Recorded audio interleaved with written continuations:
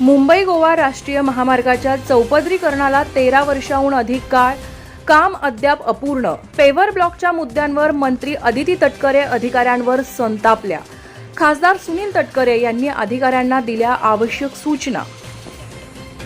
मुंबई गोवा राष्ट्रीय महामार्गाच्या चौपदरीकरणाचे काम सुरू होऊन तब्बल 13 वर्षांहून अधिक काळ लोटलाय.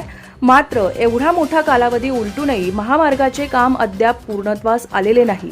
महामार्गाच्या बांधकामाची सद्यस्थिती आणि प्रलंबित कामांबाबत राष्ट्रवादी काँग्रेस पार्टीचे महाराष्ट्र प्रदेश अध्यक्ष तथा खासदार सुनील तटकरे आणि महिला व बालविकास मंत्री अदिती तटकरे यांच्या उपस्थितीत भारतीय राष्ट्रीय महामार्ग प्राधिकरण अर्थात NHAIच्या अधिकाऱ्यांसोबत महत्त्वपूर्ण बैठक घेण्यात आली. या बैठकीमध्ये महामार्गावरील पेव्हर ब्लॉक, फ्लायओव्हर, बायपास मार्ग तसेच सर्व्हिस रोड, महामार्गावरील बसवलेले टोल यांसह विविध प्रलंबित कामांवर सविस्तर चर्चा करण्यात आली. यावेळी खासदार सुनील तटकरे आणि मंत्री अदिती तटकरे यांनी NHAIच्या अधिकाऱ्यांना आवश्यक सूचना आणि महत्त्वपूर्ण निर्देश दिले. दरम्यान महामार्गावरील पेव्हर ब्लॉक बसविण्याच्या कामाला होत असलेला विलंब आणि कामाच्या कार्यपद्धतीवरून मंत्री अदिती तटकरे यांनी अधिकाऱ्यांवर नाराजी व्यक्त केली आहे. महामार्गाशी संबंधित सर्व कामे निर्धारित वेळेत आणि गुणवत्तापूर्ण पद्धतीने पूर्ण करण्याचे निर्देश त्यांनी अधिकाऱ्यांना दिले. धम्मशील सावंतसह न्यूज ब्युरो, रायगड, महाराष्ट्र.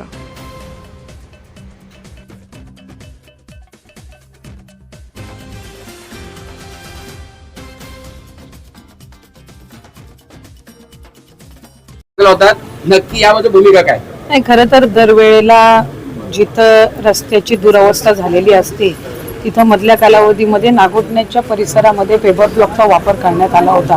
मी त्यावेळेला तिथं बैठकीमध्ये मुद्दा मांडलेला की पेव्हर ब्लॉक हे नॅशनल हायवेच्या किंवा स्टेट हायवेच्या रस्त्यासाठी तिथे टिकणारे नसतात. त्याचं कारण असं की तिथं जाणारी वाहतूक, पेव्हर ब्लॉक आपण अंतर्गत गावामध्ये लावत असतो, तिथं पायी लोक जात असतात, टू व्हीलर जात असतात.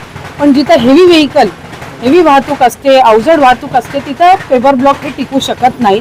त्याच्यामुळे आत्ता त्यांनी जिथं जिथं पेव्हर ब्लॉकचा तिथं वापर केलेला आहे, मी त्यांना सूचना दिल्या की हे पेव्हर ब्लॉक 2-4 दिवसाच्या वर टिकणार नाही, कारण त्याला प्रॉपर तिथं बेस नसतो आणि एक जरी अवजड वाहन त्याच्यावरनं गेलं तर ते पेव्हर ब्लॉक निघण्याची शक्यता ही काही नाकारता येत नाही.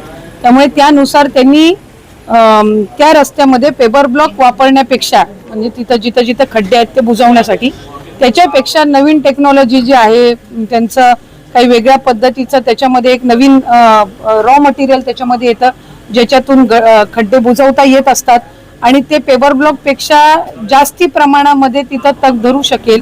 आणि पावसाळ्याच्या कालावधीमध्ये हा जो नाहकचा त्रास, खासकर नागोठण्याचा जो परिसर आहे तो असेल, सुकेळीच्या थोडा अलीकडचा असेल, कोलाडच्या इथला खाली झालेला रस्ता असेल, इथल्या ज्या परिसरामध्ये आहे तर तिथं साधारणपणे पेव्हर ब्लॉकचा वापर न करता त्यांनी ह्या नवीन मटेरियलचा वापर करून ते खड्डे बुजवण्यात यावे, जेणेकरून ते जास्ती प्रमाणामध्ये तिथं टिकू शकतील आणि वाहतूक ही त्या पट्ट्यातली जी खड्ड्याच्या रस्त्यामुळे तिथं त्रास नाहकचा नागरिकांना सगळ्यांनाच होतोय तो त्या ठिकाणी थांबला पाहिजे, या दृष्टिकोनातून त्यांनी ते काम करावं. अधिकाऱ्यांची आढावा बैठक गेले अनेक वर्षाची उत्तर दिली होती, तीच उत्तरं यावरची परत मिळालेली आहेत. काय सूचना केल्या आहेत? उत्तरं ठीक नाहीत. अनेक उत्तरामध्ये त्यावेळेला दिलेल्या सूचनांनुसार कामही झालेलं आहे. ज्या वेळेला प्रलंबित प्रश्न राहतो त्यावेळेला नव्याने काही गोष्टी निर्माण होत असतात. खरं आहे की DPR बनवताना ज्या बाबीची खबरदारी घ्यायला पाहिजे होती ती दुर्दैवाने घेतली गेली नाही, अत्यंत खेदजनक आहे. त्याबद्दलची नापसंती मी गडकरी साहेबांच्या जवळ व्यक्त त्या ठिकाणी केलेली आहे. आता काम पूर्णत्वात येताना ज्या काही तांत्रिक अडचणी आल्या त्याची गेल्या 3 महिन्यात अनेक वेळेला मी बैठका घेतल्या. त्याच्यामध्ये फॉरेस्ट असेल, कोकण रेल्वे असेल किंवा इतर काय बाबी असतील त्याच्यातून प्रश्न सुटण्याच्या प्रक्रियेमध्ये बऱ्यापैकी पुढे गेलेला आहे. आज रोड सेफ्टीचीच एक तऱ्हेची बैठक आणि नॅशनल हायवे आणि मग गणरायाच्या आगमनाच्या निमित्ताने येणारे संबंध कोकणवासीय या दृष्टिकोनातूनच एक नियोजन करावं अशी बैठक त्या ठिकाणी झाली. म्हणून आज रोड सेफ्टीचे सगळे अधिकारी, परिवहन विभागाचे असतील, पोलीस दलाचे असतील, नॅशनल हायवेचे असतील, ज्या ज्या ठिकाणी वाहतुकीची कोंडी होऊ शकते किंवा अपघाताचा नवीन स्पॉट तयार होऊ शकतो तिथे आता ते संयुक्त भेट द्यायला आता गेलेत. त्यांना त्याच पद्धतीच्या सूचना दिल्यात की जेणेकरून गणरायाच्या आगमनाच्या पूर्वी कोकणवासी जात असताना त्याच्यामध्ये बऱ्यापैकी दुरुस्ती त्या ठिकाणी व्हावी. वडखळ असेल, नागोठणे असेल किंवा लोणेर असेल, तिन्ही ठिकाणी रस्ता निकृष्ट दर्जाचा किंवा धोकादायक बनलेला आहे. या संबंधी काय कारवाई होणार आहे का? नाही, त्यांना मी गडकरी साहेबांना सुद्धा निवेदन दिलं. आता वडखळच्या तिथे जो रस्ता झाला आहे तो फ्लायओव्हरचा नाही, आपण जो सांगताय तो खाली उतरून आपण टर्न घेऊन अलिबागला जो जातो त्या रस्त्याच्या वतीमध्ये आपण बोलताय. तो रस्ता राष्ट्रीय महामार्गाच्या ताब्यात नाही, तर तो सार्वजनिक बांधकाम खात्याच्या ताब्यात आहे असं त्यांचं म्हणणं आहे. एकदा या विषयावरती सुद्धा माझं अधिवेशन संपलं त्या दोन्ही विभागाच्या अधिकाऱ्याचे परस्परांच्या वरती ढकलण्याचा प्रयत्न करतात. जे एकमेकाची जबाबदारी आज झटकत आहेत त्या संदर्भातला निर्णय 15 ऑगस्टपूर्वी करण्याचा माझ्या दृष्टीने प्रयत्न राहील. एक नागोठण्याच्या वतीमध्ये सुद्धा तीव्र संतप्त भावना मी त्यांच्याजवळ व्यक्त केल्या. नागोठण्याचा पुलाचं काम निकृष्ट दर्जाचं झालं, त्याची चौकशी सुरू झाली. त्याची पाहणी करायला दिल्लीपासूनचे या क्षेत्राचे जे तज्ज्ञ आहेत त्या टीम त्या ठिकाणी येत आहेत. परंतु तो पूल आता वाहतुकीला महिना दीड महिना खुला होऊ शकत नाही. तोपर्यंत त्याच्या बाजूचे असलेले बायपास जे आहे सर्व्हिस रोड त्याची दुरुस्ती ताबडतोब सुरू करण्याचे आज ठरवलेलं आहे. त्यांनी मला कबूल केले की कुठल्याही परिस्थितीमध्ये 25 ऑगस्टपर्यंत त्याची दुरुस्ती त्या ठिकाणी केली जाईल. सर, मुंबई गोवा महामार्गालगतच्या अनेक गावांतील नागरिकांच्या समस्या अशा आहेत की सर्व्हिस रोडच्या संदर्भात तक्रारी वाढत आहेत. नव्याने सर्व्हिस रोडच्या वतीमध्ये DPR तयार करायला सूचित करण्यात आलेलं आहे. एक बाब खरी आहे की अशा सर्व्हिस रोडची आवश्यकता पहिल्यांदा काम करण्यापूर्वीच त्या DPR मध्ये समाविष्ट व्हायला हवी होती. हलगर्जीपणामुळे दुर्लक्षितपणामुळे योग्य ते नियोजन न केल्यामुळे ती परिस्थिती निर्माण झाली. याच्यात दुमत असा काय कारण आहे, त्याचा दोष नॅशनल हायवेच्या अथॉरिटीवरती नक्की त्या ठिकाणी जातो. पण आता तो दुरुस्त करायचा असेल तर त्याचं नवीन DPR होईल आणि त्या DPRला मान्यता गडकरी साहेबांच्याकडनं लगेच घेऊन अशा पद्धतीची सर्व्हिस रोडची आवश्यकता ज्या ठिकाणी आहे त्या ठिकाणचं काम पूर्ण केलं जाईल. साहेब, तुम्ही दिल्लीमध्ये गडकरी साहेबांची भेट घेतली, काय काय नेमक्या मागण्या त्या ठिकाणी केल्यात आणि कोणकोणत्या मागण्या त्यांनी मान्य केल्या? दोन गोष्टी पहिल्यांदा सांगितलं होतं की आपला ताम्हाणी घाट जो बंद होता त्याचं काम शीघ्रगतीने करण्याच्या सूचना दिल्या गेल्या.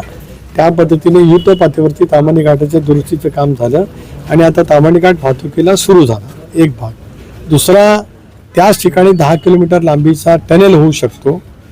त्यांना मी तसा प्रस्तावही दाखवला. गडकरी साहेबांनी तात्काळ सूचना दिला की त्याचा DPR बनवून पाठवावा. आता तो DPR पाऊस चालू असताना कशाप्रकारे बनवता येईल तो प्रयत्न होईल, कारण तो 10 किलोमीटर लांबीचा बोगदा होईल, रस्त्याची लांबी कमी होईल आणि एक सुरक्षित प्रवास होऊ शकतो. मला असं वाटतं की DPR बनवून गेला की त्याला तात्काळ त्याची मान्यता मिळेल. तिसरा महत्त्वाचा मुद्दा ज्याची आज आपण चर्चा केली, एक टोलच्या संदर्भामध्ये त्यांनी स्पष्टपणाचं सांगितलं की सुकईच्या तिथला टोल आहे ते काय सुरू होणार नाही. पण मी त्यांच्या हेही निदर्शन आणून दिलं की खारपाड्याच्या तिथला जो टोल सुरू झाला आहे खारपाड्यापासून पोलिटीपर्यंतच्या हद्दीमध्ये सुद्धा आज रस्ता वाहतुकीला योग्य नाही आहे. खरं तर 95% काम सुरू पूर्ण झाल्यावर टोल सुरू करता येतो असं नॅशनल हायवेच्या पद्धतीमध्ये आहे. पण तेवढं काम सुरू नसल्यामुळे त्याही टोलच्या बाबतीमध्ये पुनर्विचार करावा. दुसरा महत्त्वाचा मुद्दा मांडला की 60 किलोमीटरमध्ये टोल असावेत. इथे 42 किलोमीटरच्या अंतरामध्ये टोल बसवला गेला आहे. ज्या अधिकाऱ्याने आता सांगितलं त्यांनी दुटप्पी भूमिका मांडली. कारण पहिला टप्पा पळसपा ते इंदापूर होता. त्यांनी सोयीसाठी 2 टप्पे केले, पळसपा ते कासू आणि कासू ते इंदापूर. हे सुद्धा आमच्यावरती लादलं गेलेलं आहे. त्याच्यामुळे त्या बाबतीमध्ये सुकळीचा टोल हा कधी सुरू होऊ नये अशी स्वच्छपणाची भूमिका मी मांडली. गडकरी साहेबांनी मला हे आश्वस्त केलं आहे एक ते नवीन धोरण आणतायत, त्या धोरणामध्ये बऱ्यापैकी टोल कमी होऊ शकतात असं त्यांनी मला सांगितलेलं आहे. बघूया, आमच्या सर्वांचाच गडकरी साहेबांच्यावरती विश्वास आहे. संबंध देशात राष्ट्रीय महामार्गाचं जाळं कोणी जास्ती मिळलं असेल तर मोदी साहेबांच्या नेतृत्वाखाली गडकरी साहेबांनी केलेलं आहे. बघूया त्याच्यातला काय मार्ग निघेल. इंदापूर आणि माणगाव या 2 बायपासची गणपतीपूर्वी नेमकी काय परिस्थिती आहे? त्यांनी आता सूचित केलं आहे, आपण त्या बैठकीला उपस्थित होतात, त्याच्यातलं पाहिलेली आहे. त्यामुळे शक्यतो बायपासचा एक मार्गिका ही नक्की माणगावच्या निजामपूरच्या पुलापासून सुरू होऊ शकेल. कळमच्यापासूनच्या सुद्धा बायपासची पाहणी करायला आता ते जात आहेत. तिथेही त्याने ते सांगितलेलं की गर्डर टाकले त्याच्यानंतर 21 दिवस क्युरिंग लागतं, तेवढा कालावधी जाईल 15 सप्टेंबरपर्यंत. 15 सप्टेंबरच्या नंतर कळम जाते पासून ते थेट येणारा बायपास हा त्या ठिकाणी सुरू होऊ शकतो. राजकीय सल्लागारांच्या नुसार महाराष्ट्रामध्ये राष्ट्रवादीमध्ये फेरबदल व्हायला पाहिजे असे वृत्त आहे. काल झालाय, काल संपला.